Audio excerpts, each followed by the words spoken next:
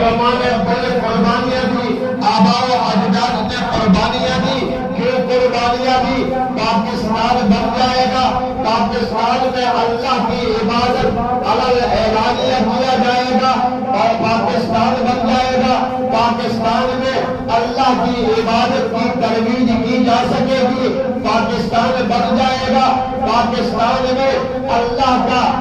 کی وحدانیت کا اعلان کیا جائے گا، پاکستان بن جائے گا، اللہ کے حبیب کی سنتیں عام ہوں گی، جیسے آج میرے اور آپ کے اندر ہے۔ آج غلامی ان لوگوں سے پوچھے،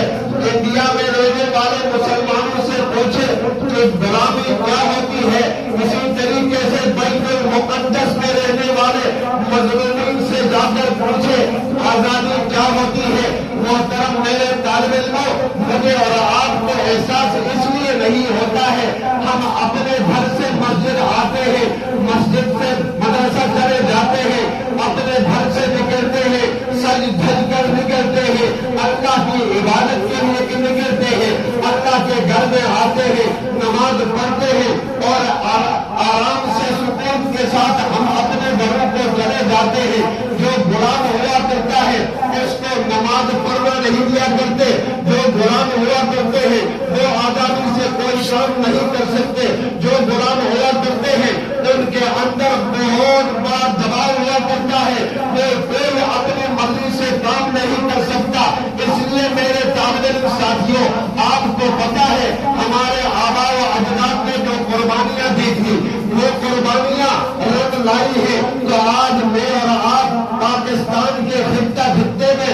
پاکستان کے ہر علاقے میں، پاکستان کے ہر شہر میں، پاکستان کے ہر کونے میں، پاکستان کے ہر گلی میں آپ کو مسجد بھی نظر آ جائے گی، مدرسہ بھی نظر آ جائے گا، ملا بھی نظر آ جائے گا۔ عوام الناس، دین والے، دین کو سمجھنے والے، اللہ کے حبیب سے محبت کرنے والے، اللہ سے محبت کرنے والے، اہل بیت اطہار سے محبت کرنے والے، صحابہ کرام سے محبت کرنے والے، آج میں اور آپ اس لیے آج پاکستان کی خوشی میں آج 14 اگست منا رہے ہیں۔ اللہ تعالیٰ کی یہ عظیم نعمت ہے، اس نعمت کو کس طریقے سے شکریہ ادا کرنا چاہیے۔ لَإِن شَكَرْتُمْ لَأَزِيدَنَّكُمْ وَلَئِن كَفَرْتُمْ إِنَّ عَذَابِي لَشَدِيدٌ۔ اللہ تعالیٰ فرماتے ہیں اگر تم میرا شکریہ ادا کرو گے، پاکستان کس نے دیا؟ اللہ نے دیا ہے، پاکستان اللہ نے دے دیا ہے،